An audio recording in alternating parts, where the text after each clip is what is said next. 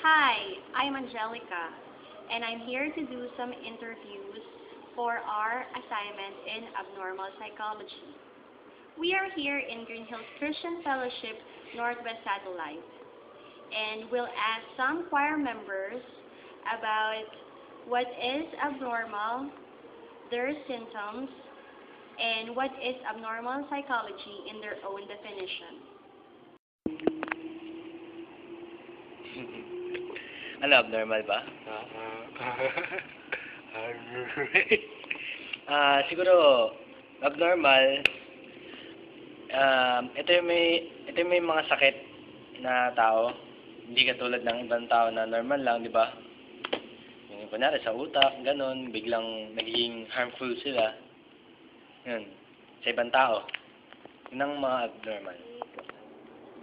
Abnormal people, they are the ones who does things from what normal people do. They are the ones who also think differently, the one whose thoughts are opposite from the thoughts of normal people. I think they are also the ones who doesn't know what is right and what is wrong. Sila rin yung mga tao na let's say pinanganak o kumbaga inborn na abnormal, na-inherit nila yon sa family nila. Kung hindi man, bunga yun ng siguro mga dinaranas nila sa buhay na hindi na nakayanan. Yun, nag-give up na lang siguro yung mind nila and nalayo na sila sa pagiging normal nila. Ayun. Describe an abnormal person. Para sa akin kasi yung abnormal, kunyari, paano ba siya magsalita? Kunyari, ang weird-weird niya kung ano yung pinagsasabi niya na kunyari, mag-aaral lang kayo, kasama mo, biglang pag-uusapan na biglang politics na kung ano na yung opinion niya. Saka para sa akin kasi yung abnormal, paano ba siya kumilos? Yung bigla-bigla na lang siyang may gagawin, tapos magugulat ka ba't niya ginawa, sabihin niya wala lang. Tapos bigla-bigla na siya sabihin na abnormal naman to. Tapos, paano ba siya kumilos? Paano ba? Siguro pag kumilos yung abnormal, parang wala sa mundo talaga, out of this world na pagkasama mo lang, kunyari, kakain lang kayo, tapos bigla-bigla na lang niya itatapon yung pagkain niya abnormal. Yung parang meron din silang, diferensya sa pag-uutak na laging iba sa tao. Kaya nga siya tinawag ng abnormal kasi hindi siya normal. Yun lang. An abnormal person thinks differently from a normal person. Generally, their IQ level is significantly lower than those of the normal age when we speak of their age. And because of that, the way they speak and the way they act also gets affected.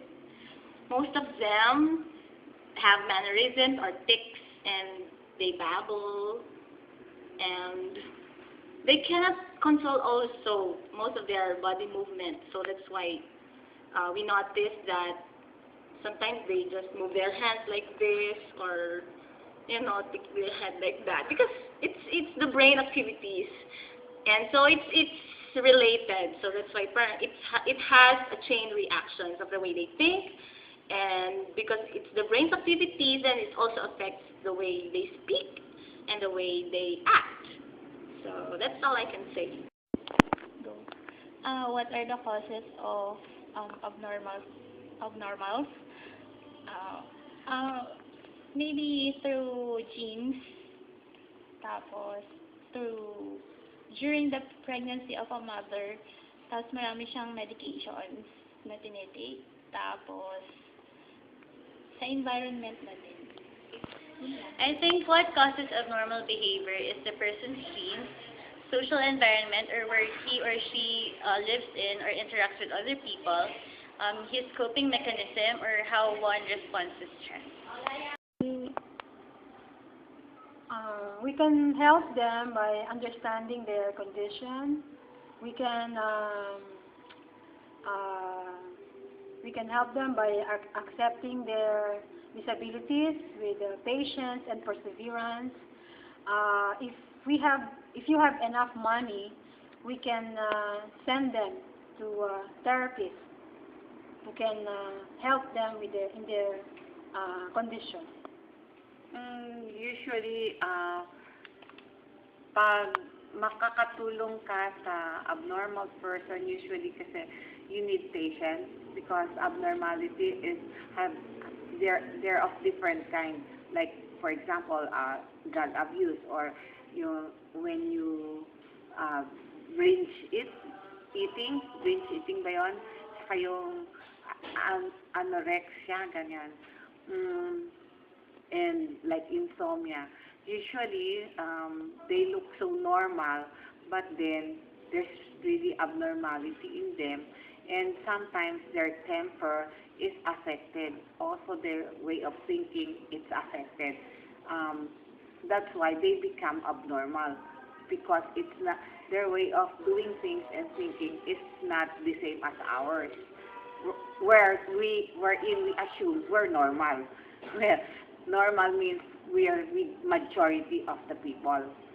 But abnormality in thinking and doing things does not necessarily mean that it's bad, because like Einstein is a genius and he is abnormal. Sometimes he's holding the key of his car, but then he forgets what's the purpose of his key. So that's abnormal. But you can say somehow it's a bad abnormality, but then his abnormality has helped a lot of people, because because of his abnormality, he was able to help other people. So we cannot judge or conclude that because they're abnormal, they're outcasts of society. For all you know, they're the ones who would be helping the majority of the normal people.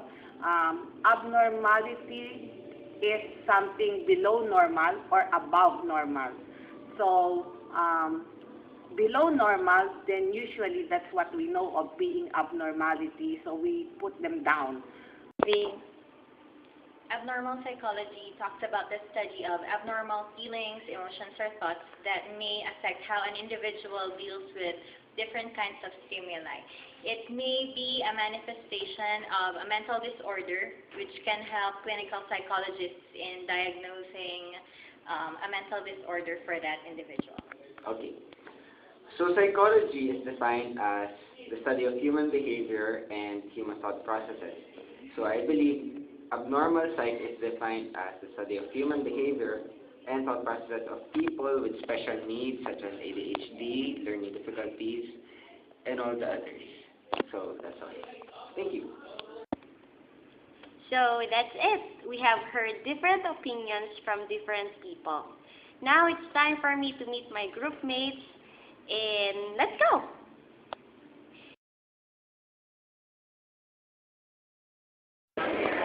Hello, good afternoon all. I am James.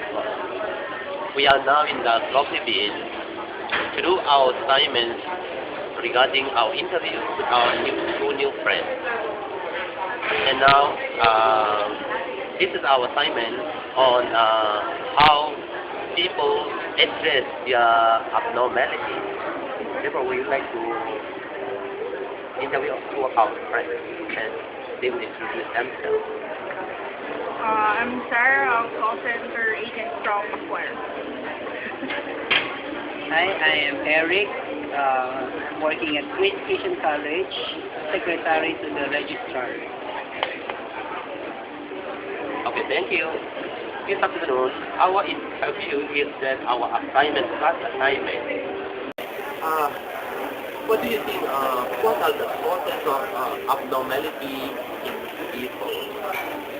I think personally for me, because I do have a friend who has an anxiety disorder. Personally, I think the reason is first insecurity. For example, they are anxious to be, not to do their best, or not to do their job properly, or not to excel in some aspects of their life. And then, also, I think kung paano din sila pinalaki ng magulang nila. Because sometimes when their parents restrict them of their full potential, I think that's a factor, parang prohibiting factor. So when the time comes that they want to try something, they have like that feeling that they are restricted to have their to maximize their potential. Thank you so much. How about we? What do you think? What are the causes of the disorder in the people? How to express it? Anyway, most of all of the people naman experience some disorders in life at different ages.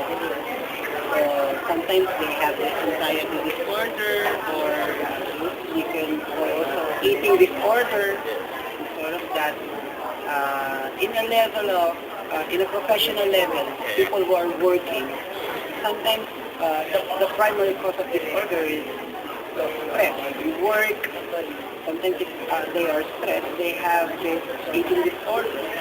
They do not eat on proper time, sila nakakakain sa proper time, and mostly sleeping disorders is one of the cause. So sometimes those people who are working at night, and I have this, meron akong mga friends na kakilala who are working at call center, and they work late at night. So yung sleeping time nila, nagbabago, nag-change. So sometimes it's cause ng sleeping disorder. So that's, sometimes it's work-related. Yeah. Okay, daily activities. So, Okay. Thank you so much. Thank you for your answer. We are really happy to have some points from you.